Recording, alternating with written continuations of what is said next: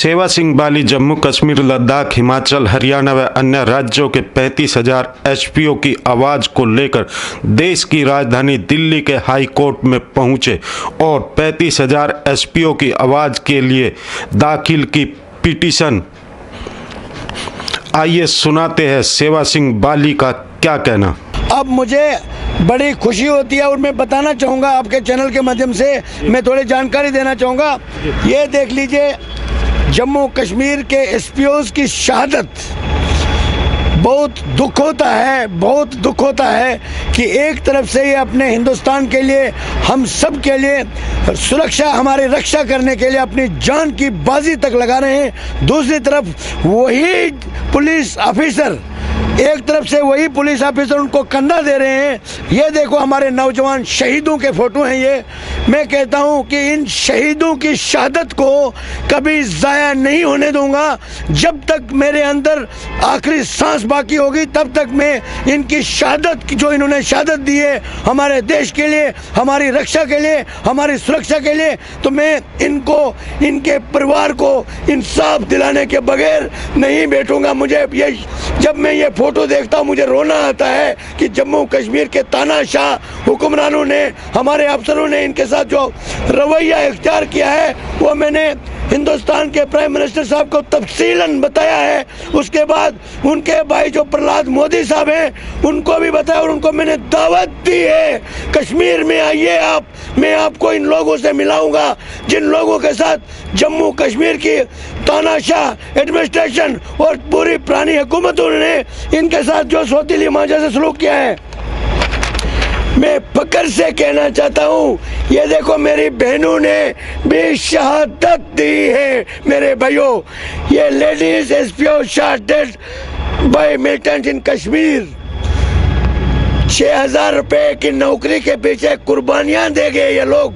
हमारे डीजीपी साहब को शर्म नहीं आई। 6,000 रुपये उनको रिकमेंड तो वो कर सकते थे ना इनके लिए।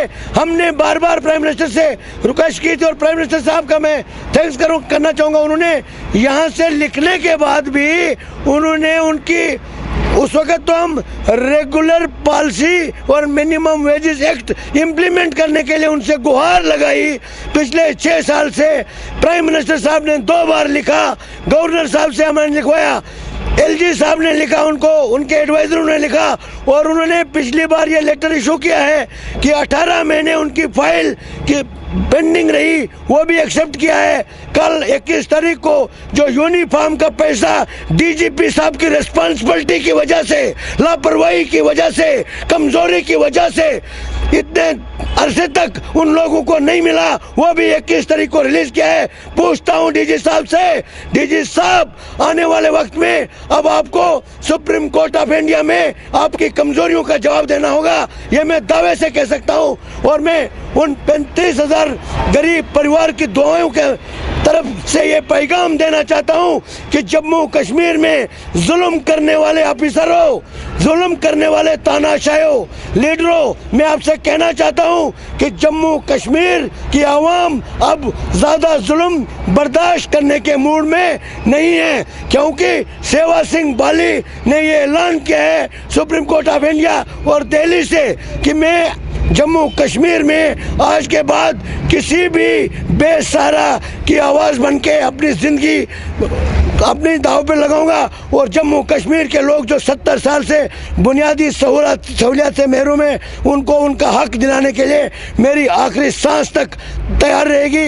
यही मैंने अपने जम्मू कश्मीर के लोगों को पैगाम दिया है। जैसे आपने कहा, पिछली सरकारों के बाद जम्मू कश्मीर में जो भी लीडर रहा है उसको हम लीडर मानते ही नहीं। मैं सेवा सिंह बाली कह रहा हूँ, अपने सही हिसाब से ये कह रहा हूँ, पूरे ऑथेंटिक विद प्रूफ कह रहा हूँ, ऑन कैमरा कह रहा हूँ कि जम्मू कश्मीर की जो लीडरशिप है उन्होंने जम्मू कश्मीर के लोगों को ओनली फॉर वोट बैंक के लिए इस्तेमाल किया है। किसी ने मज़हब के नाम पे उनको इस्तेमाल किया है, किसी ने इस्लाम के नाम पर इस्तेमाल किया है। और सेवा सिंह बाली ये कहना चाहता है कि जम्मू कश्मीर लद्दाख में न मज़हब खतरे में है, ना ये इस्लाम खतरे में है। अगर वो इस तरीके के बयान देते हैं तो उनकी कुर्सियां जो खतरे में हो सकती है। बाकी जम्मू कश्मीर में हिंदू मुस्लिम भाईचारा जो है वो एक परिवार की तरह जिंदा है, और सदियों से एक हिंदू मुस्लिम भाईचारा जो कायम है वो आने वाले वक्त में भी कायम रहेगा। और उन सरकारों ने जो आज तक लोगों के साथ किया है, तो हम कहते हैं कि उनको अगर लीडर की जगह बिजनेसमैन कहा जाए, वो सिर्फ अपनी कुर्सी के लिए जम्मू कश्मीर में राजनीति करते, चाहे कोई भी पार्टी हो। मैं किसी पार्टी को नहीं एक टारगेट कर सकता हूँ। मैं कहता हूँ 70 साल से जिन्होंने भी राज किया है तो जम्मू कश्मीर के लोगों के साथ विश्वासघात किया है, उनको उनके साथ जुल्म हुए हैं, आज भी वो जुल्म जारी है। हमारे दिल में एक उम्मीद की किरण जाग गई थी जब हमारा जम्मू कश्मीर में धारा 370 और 35A हटी थी, कि अब हमारा डायरेक्ट जो लिंक है, हम अपने आप को अब फख्र से कह सकते हैं कि आई एम कंप्लीट इंडियन। यही समझता हूं कि अब जम्मू कश्मीर, लद्दाख, हिमाचल प्रदेश, हरियाणा या जहां भी हिंदुस्तान के किसी भी कोने में हमारे एसपीओस भाई हैं, तो मैं ये लड़ाई लड़ रहा हूं और उनको इंसाफ दिला के रहूँगा। अब हमारा जो जंग है वो सुप्रीम कोर्ट में लड़ी जाएगी और वहां से इंसाफ मिलेगा। हमें पूरा भरोसा है देश की बड़ी अदालत पर कि हमारे जम्मू कश्मीर, लद्दाख, हरियाणा, हिमाचल प्रदेश के लोगों को, खासकर जो हमारे एसपीओस भाई और बहनें जो 24 घंटे ड्यूटी देकर हमारे देश का सुरक्षा में अपना योगदान दे रहे हैं, उनको इंसाफ मिलेगा। और आपके माध्यम से भी मैं उनके तरफ से आप सब चैनल्स को धन्यवाद करना चाहूँगा, क्योंकि ये एक गरीबी ज़मीनी सतह से जुड़ी हुई आवाज़ है।